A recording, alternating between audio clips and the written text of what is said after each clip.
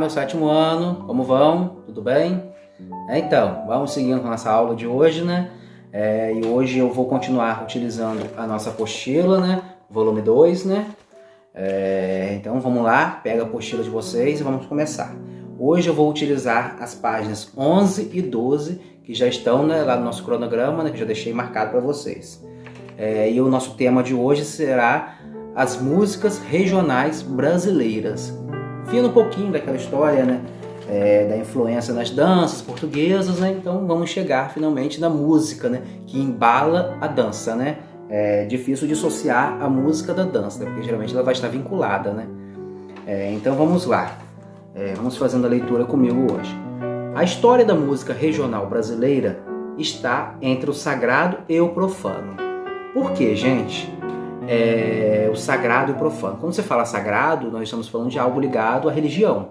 Quando se fala em profano, nós estamos falando de algo ligado ao mundo, certo? Isso é uma teoria que é mais religiosa, na verdade, né?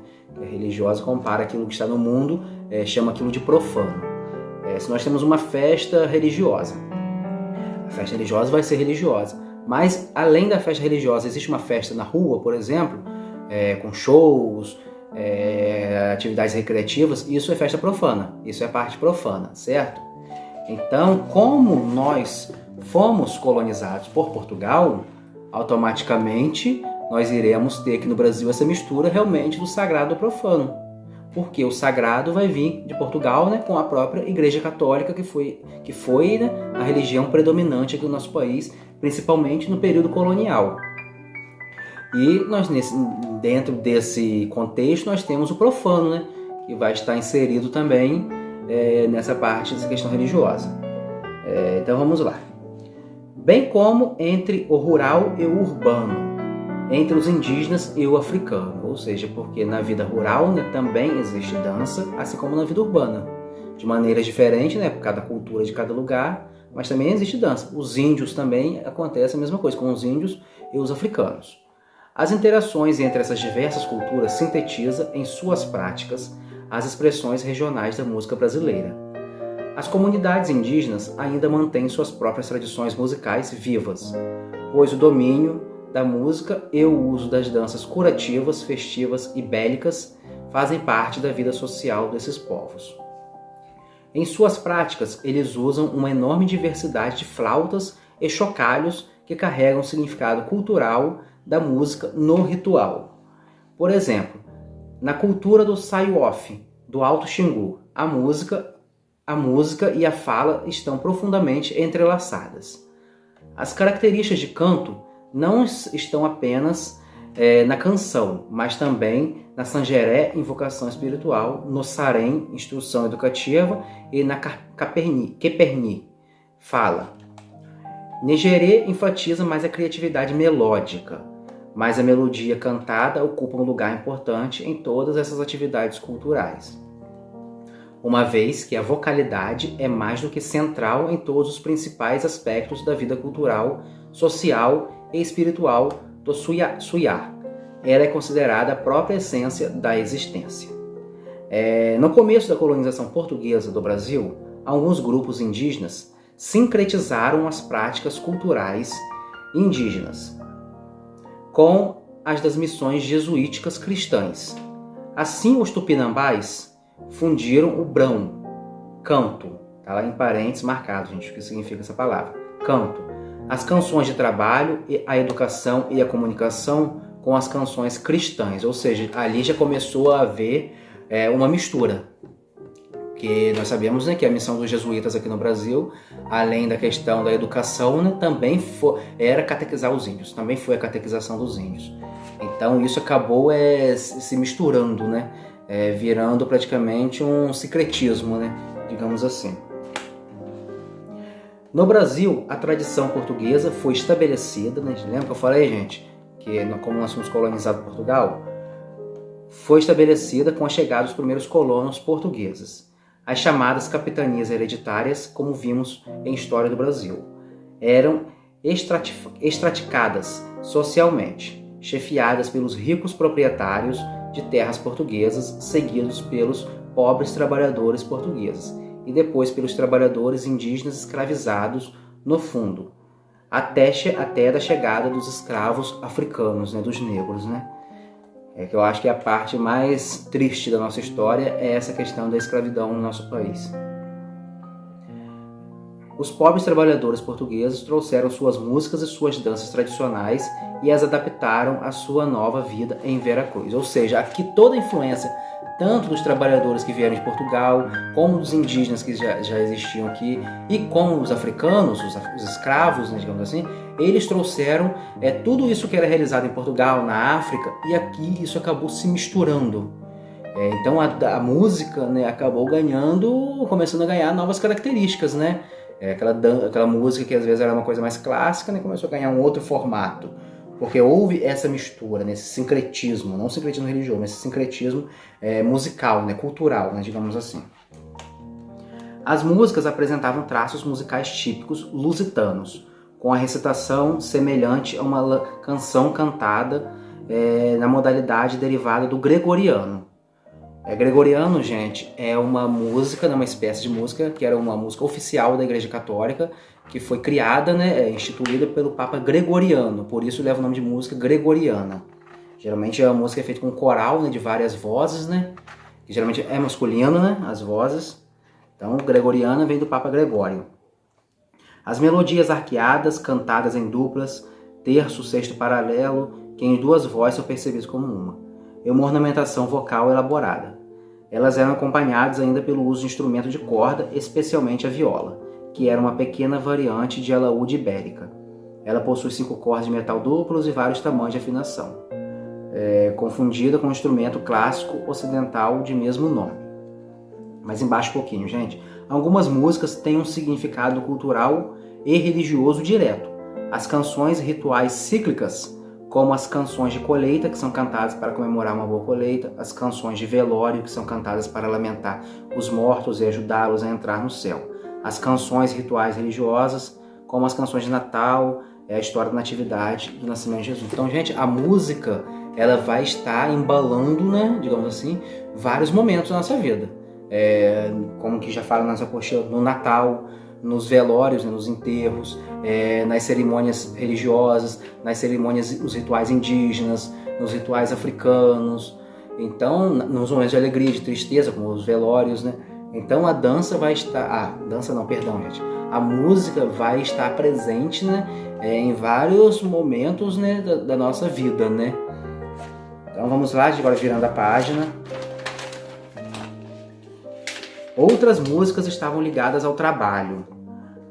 Os aboios, por exemplo, são canções de pastoreio de gado cantados na roça, como um dueto responsivo para guiar o rebanho nos campos ou uma canção de ninar solista para acalmar o gado. Você vê que também a música também tinha essa finalidade na vida rural, né? De acalmar o próprio gado, né?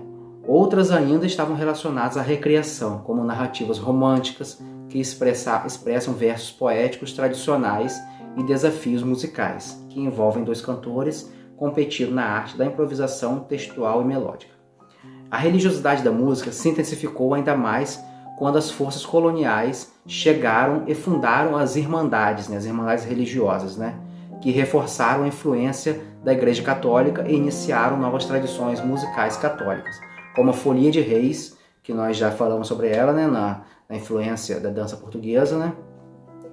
Com as expedições em busca de ouro pelo Brasil adentro, a música litúrgica floresceu principalmente entre os mestiços livres, que combinavam músicas sagradas e artísticas com influências indígenas. Isso levou literalmente a uma era de ouro da música. Então, gente, quando a gente fala isso aqui, é impossível dissociar essa questão da Igreja Católica das artes, porque a Igreja Católica vai estar praticamente patrocinando essas várias manifestações artísticas, tanto da música, dança, pintura, escultura. Então, como o nosso país foi colonizado por Portugal, que automaticamente era um país católico, toda essa influência religiosa vai vir para a gente, né? Quando a mineração terminou e a indústria de café decolou, essas comunidades voltaram para o Rio de Janeiro e transformou um novo polo cultural urbano do país. Os compositores desenvolveram novas formas de música popular, como as modinhas, um estilo romântico de serenata. Serenata, gente, geralmente você vai ficar na janela, né? uma pessoa que está apaixonada pela outra vai encomendar uma música, né? E vai lá para a janela para ficar ouvindo, cantando, né? Até que a pessoa amada apareça na janela, né? Só que eu já vi casos, né? Principalmente novela mostra muito isso, né? A gente vai lá e joga um balde de água em cima da cabeça do cara que está cantando, né? Mas as serenatas é basicamente isso. Nós temos agora aqui, ó, o primeiro compositor conhecido foi Domingos Caldas Barbosa. É isso, gente, aqui no Brasil oficialmente, né? Mas foram José Maurício Nunes Garcia e Antônio Carlos Gomes que realmente estabeleceram o gênero. O status desses gêneros populares e artísticos foi consolidado com a chegada do príncipe regente Dom João VI, que, saído de Portugal devido à ameaça da invasão de Napoleão, ofereceu um patrocínio substancial para esses outros compositores no Império Brasileiro. A sua comitiva também trouxe as mais recentes danças de salão europeias para o Brasil e incluiu compositores como Francisco Manuel da Silva, que compôs a peça do hino nacional brasileiro, do Brasil. Aí nós temos aqui agora uma grande, né, compositora, né, que eu acho que todos já ouviram falar, que é a Chiquinha Gonzaga, que também é uma grande representante da música brasileira. Ela superou os preconceitos, né, porque uma mulher, naquela época, né, compondo músicas, que geralmente a mulher não tinha tanto espaço como hoje em dia existe, né, que é o certo, né, claro. Mas antigamente, né, o homem tinha muito mais espaço do que a mulher, então ela sofreu preconceitos até nisso.